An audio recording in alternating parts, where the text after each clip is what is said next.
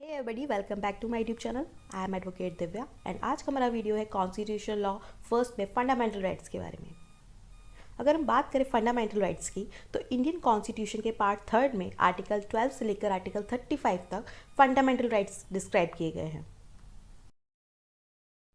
Democratic countries में कुछ certain rights मिलते हैं जो कि कंट्री से प्रोटेक्टेड होते हैं by judicial system and state भी इनका वायलेशन नहीं कर सकते हैं और ये राइट्स कहलाते हैं फंडामेंटल राइट्स। फंडामेंटल राइट्स की अगर हम बात करें तो कोई भी डेमोक्रेसी फंक्शन नहीं कर सकती है बेसिक राइट्स के एब्सेंस में। एंड जो फंडामेंटल राइट्स होते हैं ये पॉलिटिकल फ्रीडम को सिक्योर करते हैं। मैग्ना कार्टा ये पहला ऐसा रिटन डॉक्यूमेंट था जो कि फंडामेंटल राइट्स से रिलेट करता था। ये जो फंडामेंटल राइट्स हैं ये इंस्पायर्ड है यूएस के कॉन्स्टिट्यूशन में बिल ऑफ राइट्स से। ओरिजिनली कॉन्स्टिट्यूशन ने हमें 7 फंडामेंटल राइट्स प्रोवाइड कराए जिसमें राइट टू इक्वालिटी आर्टिकल 14 से लेकर आर्टिकल 18 तक, right to freedom of speech and expressions article 19 to article 22, right against exploitation article 23 से लेकर 24, right to freedom of religion article 25 से लेकर 28, cultural and educational rights article 29 to 30, right to constitutional remedies article 32 and right to property. Right to property was deleted from the list of fundamental rights by the constitution. Right to property delete कर दिया गया fundamental rights के अंदर से and as a legal right introduce किया गया article 300A के अंदर. So we have 6 fundamental rights right now. Okay. Next अगर हम बात करें फीचर्स ऑफ फंडामेंटल राइट्स की तो कुछ फंडामेंटल राइट्स हैं जो अवेलेबल है हमारे सिटीजन्स के पास में, बट कुछ फंडामेंटल राइट्स हमारे सभी पर्सनस के लिए भी अवेलेबल हैं, चाहे वो फॉरनर्स भी हुए या legal persons like companies and corporations. Next feature जो है इसका है the fundamental rights are not absolute. Fundamental rights क्या है, एब्सोल्यूट नहीं है बट क्वालिफाइड है। स्टेट इनके ऊपर रीजनेबल रिस्ट्रिक्शंस लगा सकता है। ओके और ये रीजनेबल रिस्ट्रिक्शंस क्या है, ये रीजनेबल हैं या नहीं, ये अथॉरिटी है हमारे जुडिशरी सिस्टम के पास में, कोर्ट के पास में। ठीक है, ये हमारे कोर्ट डिसाइड करेगा। तो इस तरीके से जो इंडिविजुअल लिबर्टी है एंड सोशल कंट्रोल है इनके बीच में ये स्ट्राइक, बैलेंस के बीच में स्ट्राइक करता है। इनके बीच में कंट्रोल होना बहुत ज़रूरी, बैलेंस होना बहुत ज़रूरी है। ओके फंडामेंटल राइट को सेक्रेसिन मान कर आप और अदर सेक्शंस जो हैं उनको डिस्टर्ब नहीं कर सकते हो। नेक्स्ट है हमारा all of them are available against the arbitrary action of the state. ये जो सभी हैं अवेलेबल हैं against the arbitrary section of the state, लेकिन उनमें से कुछ हैं जो कि प्राइवेट इंडिविजुअल के लिए भी अवेलेबल है।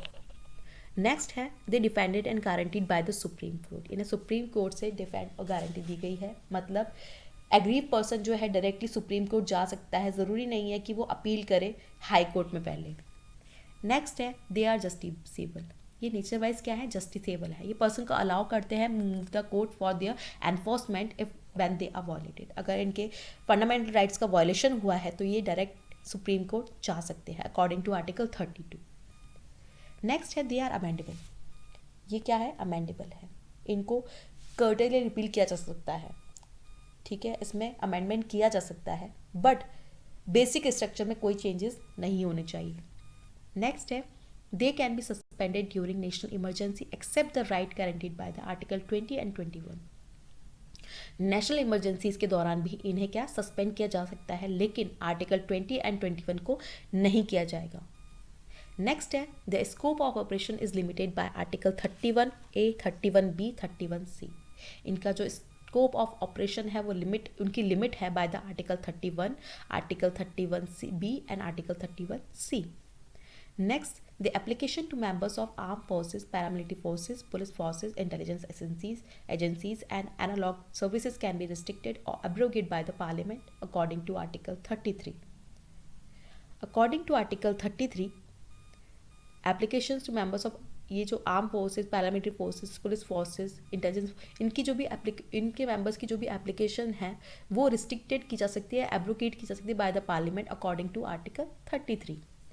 Next the application can be restricted while martial law is in force in any area. अगर किसी भी एरिया के अंदर मार्शल लॉ इन फोर्स किया जाता है, ठीक है। Martial law means military rule impose किया जाता है कोई भी अब नॉर्मल कंडीशंस के अंदर, तो it is different from the imposition of national emergency according to article 34.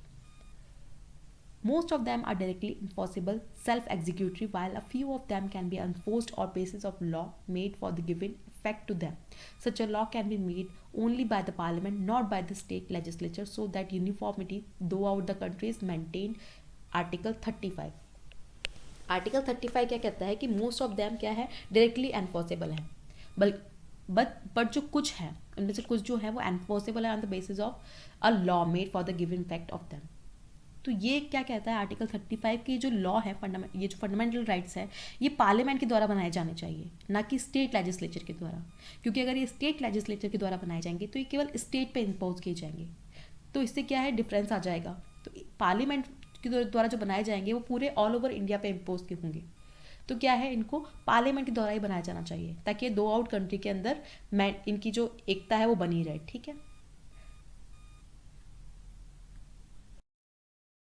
Thanks for watching everyone. Please like, share and subscribe my channel.